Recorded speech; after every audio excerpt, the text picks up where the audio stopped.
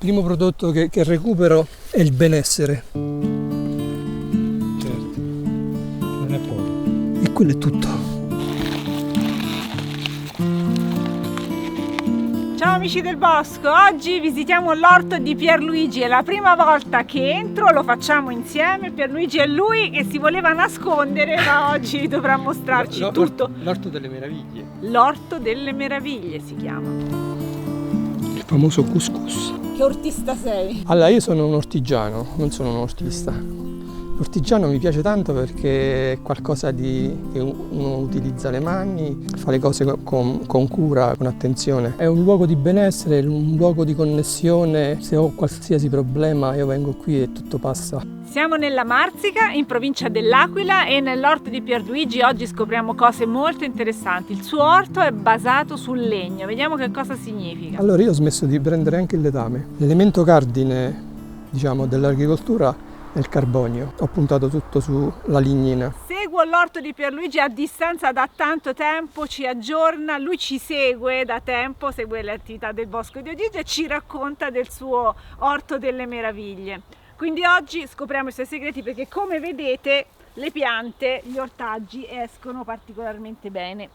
No, io non faccio più nessun tipo di trattamento perché è la quantità di materia organica che praticamente fa crescere, diciamo, le piante in modo sano, e da 15 anni faccio questa agricoltura diciamo, organica, che è stata la svolta anche nella mia vita, diciamo. Dare valore alla vita più che alla morte. Prima ero entrato in una spirale di veleni e non sapevo più come proteggere i miei ortaggi, però non avevo capito che andavano a finire poi nel mio piatto, la cosa fondamentale, e da allora ho detto stop. Da quando ho messo gli alberi, chiaramente questa zona viene colpita di meno dalle precipitazioni, per cui, avendo poi messo gli alberi da frutto qui, prendono poca acqua.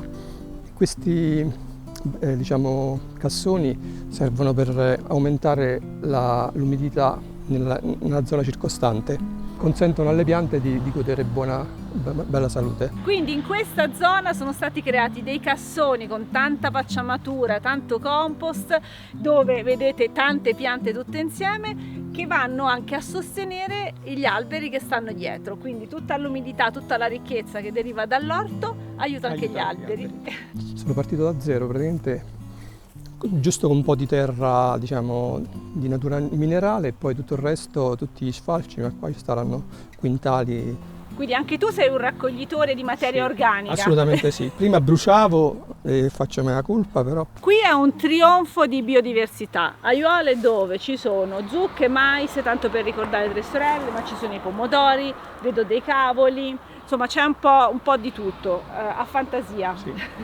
Come sono creati però queste aiuole rialzate? Ho iniziato sempre mettendo potature, sfalci e tutto quello che mi capitava sotto mano, e poi ogni tanto facevo un'aggiunta di terreno minerale. Anno per anno ho creato centimetri dopo centimetri fino ad ottenere questa circa 20 centimetri di suolo. L'anno scorso ho fatto un lavoro incredibile perché ho tolto tutta la terra, diciamo, da ogni aiuola, l'ho riempita nuovamente con potature sotto e poi ci ho rimesso il terreno che avevo tolto. Adesso andiamo a vedere sotto. Pierluigi, posso andare a smontare un po' le cose? Allora, tanta pacciamatura, apro, e qui si comincia già a vedere che c'è della bella terra nera, fresca. Ragazzi, questa roba qua fa crescere bene gli ortaggi. Semini o trapianti? Trapianto, la maggior parte è trapianto, anche perché questo è un orto che si presta soltanto al trapianto, più al trapianto che alle semine dirette. Senti, ma tutto questo compost, che ce n'è veramente tanto, si è prodotto qui, non ho capito bene, o l'hai anche apportato, si è prodotto sul posto? Si è prodotto sul posto perché facendola in situ è meglio. I lombrichi è stato una cosa successiva al compostaggio classico, perché prima facevo il compostaggio classico, però pensavo che i lombrichi dessero una spinta in più, però non è semplice avere sempre materia, alimento, diciamo, per loro. Mettevo farite. Quando stavo a fare queste mini aiuole, specialmente dalla parte di là, passa un amico mio con cui facciamo il vino e mi dice: ma che stai a fare, Camposanto? La mia prima fase, come una volta vi ho scritto, praticamente ero un'agricoltura diciamo convenzionale e quindi ho potuto constatare la distruzione del suolo e dell'orto, ma anche la perdita di interesse, perché erano tutte quelle operazioni ormai stabilite, quindi quando avevi finito di preparare l'orto all'autunno era tutto finito. Qui sembra invece in divenire. Mi è cresciuta poi la curiosità, ho conosciuto tante tecniche, tante persone, mi è aumentato diciamo, l'entusiasmo nel fare le cose e i risultati credo che si sono visti. Quanto hai dovuto aspettare che la terra si preparasse prima di metterci le piante? La terra si è andata a formare diciamo, centimetro per centimetro, quindi già dopo 2 anni avevo uno strato già idoneo per trapiantare. E poi sappiamo che più trapianti, più coltivi e più diciamo, il terreno evolve. E per arrivare a questo stadio chiaramente ci sono voluti 4-5 anni, però direi che ben spesi. E questa è l'aiuola dove Pierluigi ha coltivato le patate. Ormai le patate sono state raccolte, questa se l'era mangiata qualcuno. Sì, dopo. Però anche qui c'è tantissimo legno, ormai in uno stato tale che è diventato soffice, si sta decomponendo e le patate sono venute bene.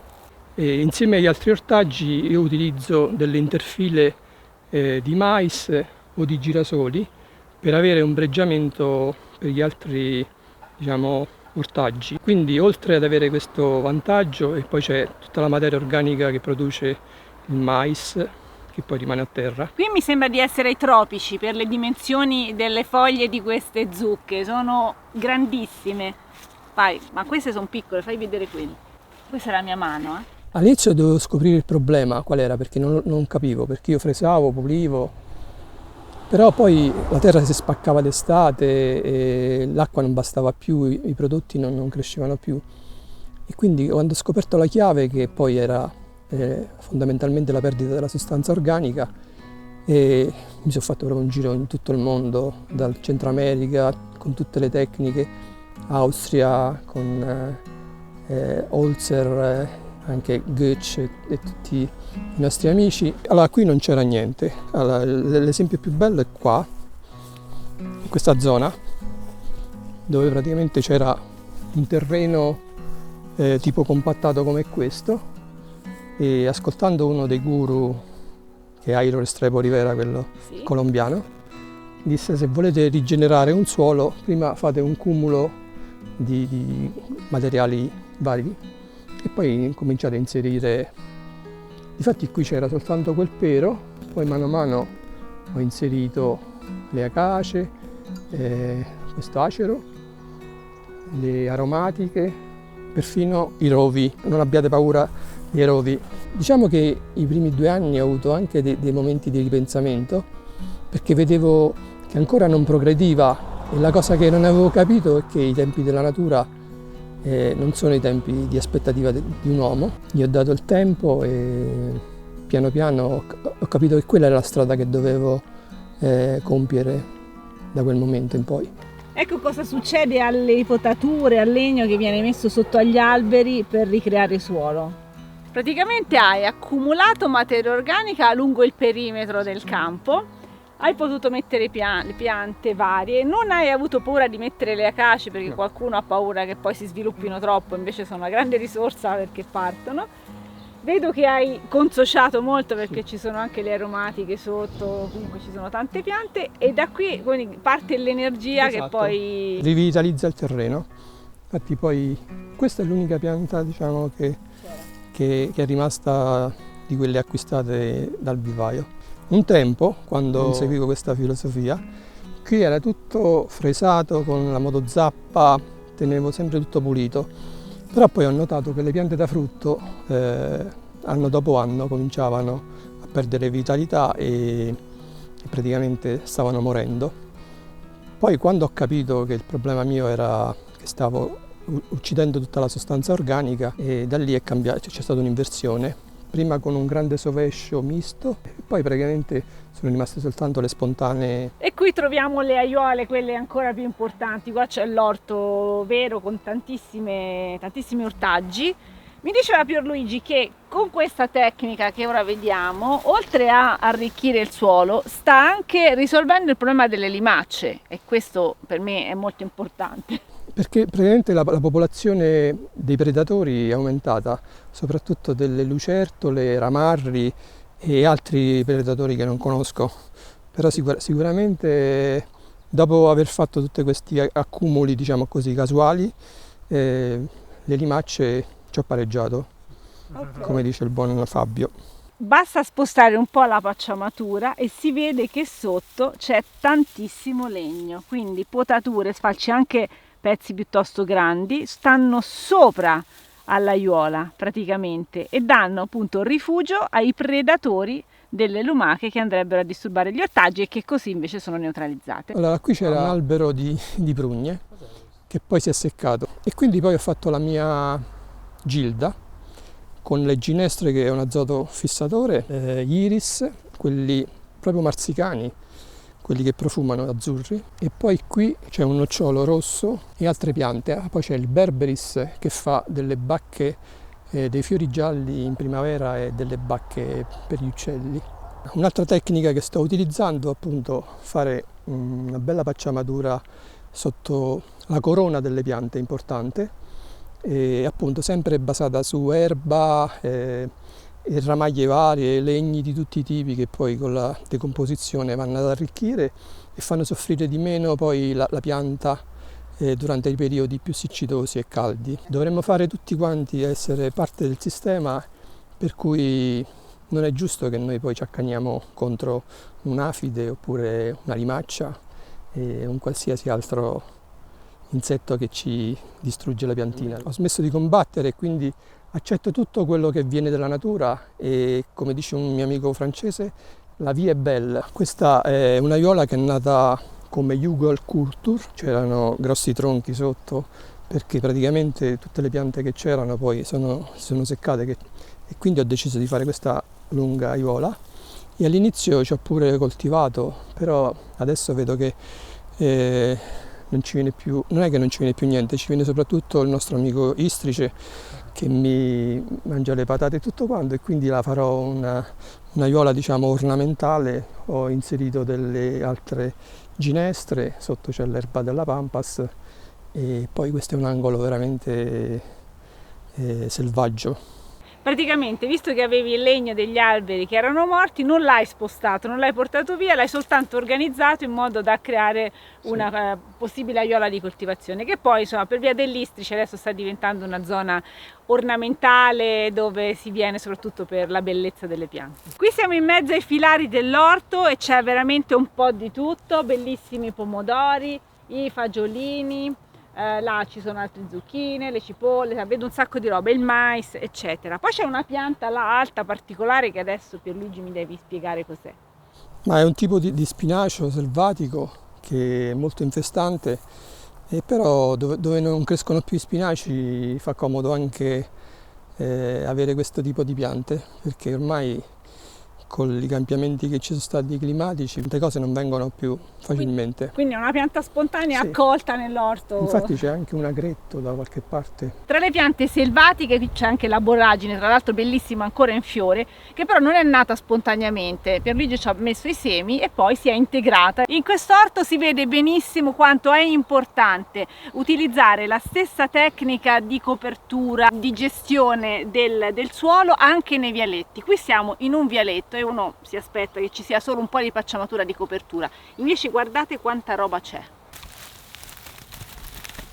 Qua c'è la legna, guarda, qui troviamo tutto compost praticamente.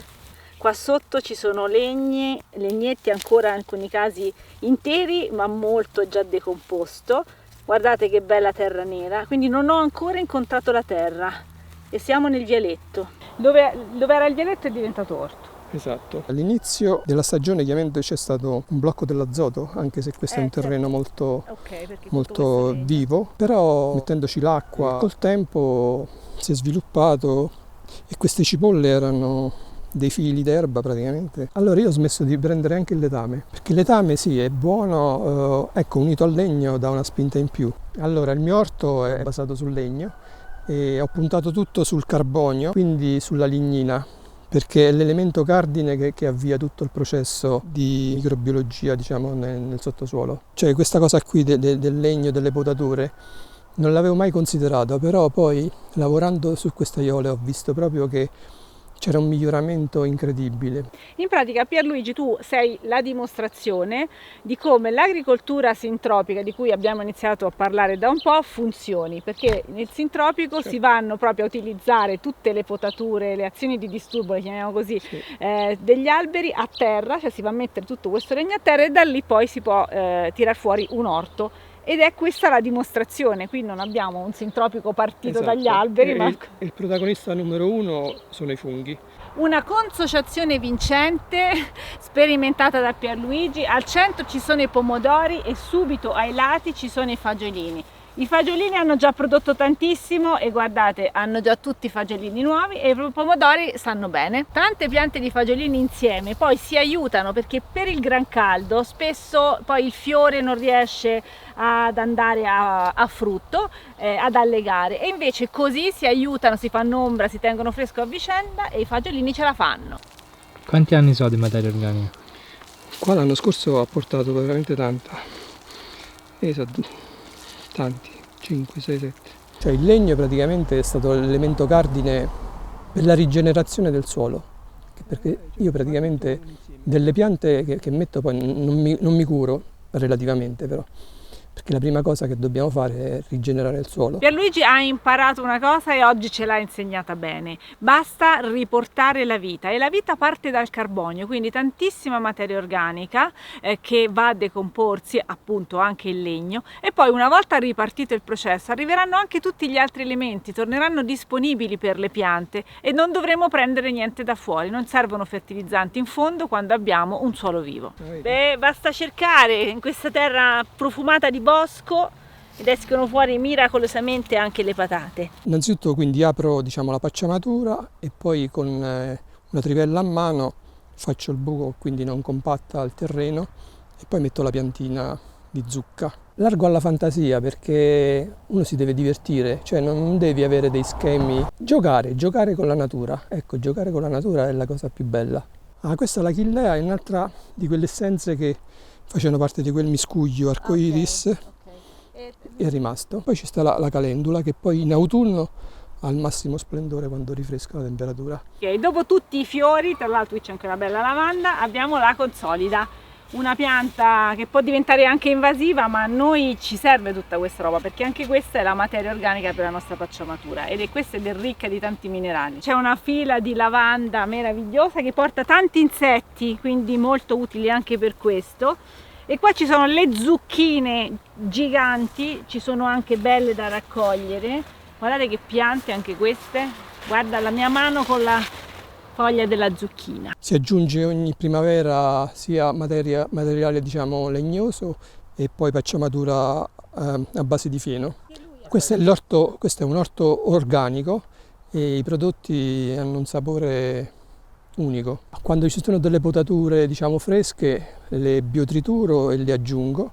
Quando invece stanno pezzi di legno piuttosto secchi o grandi, l'importante è che li taglio a pezzi e quindi poi li inserisco. Le autoproduzioni, diciamo, sono più che abbondanti per me e molte le regalo e qualche persona che le apprezza ne gode anche, diciamo, della bontà. L'impegno, la fatica non la vedo, è una cosa che faccio tutti i giorni, che ci sto bene, se non vengo anzi sto male. Penso che ci sia una connessione tra uomini e piante che a vicenda sentono il benessere l'uno con gli altri.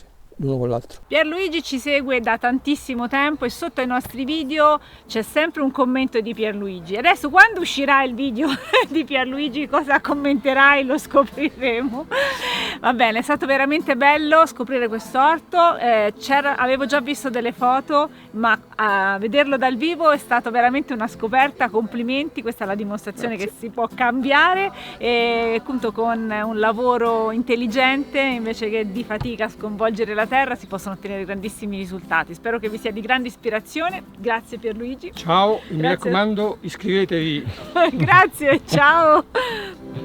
Che bello questo suolo, specialmente ben coperto, per evitare che senta merda. bruci la merenda, dipende. Se hai una food forest, tutto questo non